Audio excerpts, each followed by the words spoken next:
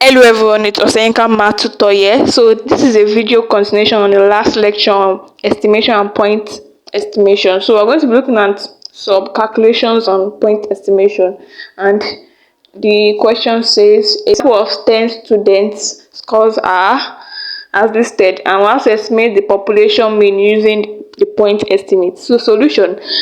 In our previous video, I stated this: X bar estimate mu, P cap estimate P, and the sample variance estimate the population variance. So to estimate the population mean using point estimate, the first thing I'm going to do is to find the sample mean. First thing is to find the sample mean, X bar, and the X bar equals the sum of all the sample scores over the total number of sample scores. So I'm going to sum all those values and divide it by 10. So our answer is 82.5.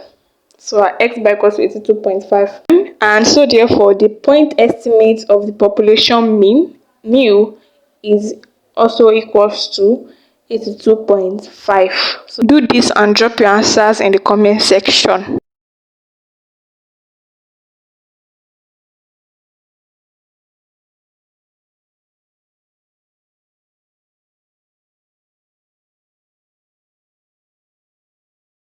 That of X bar.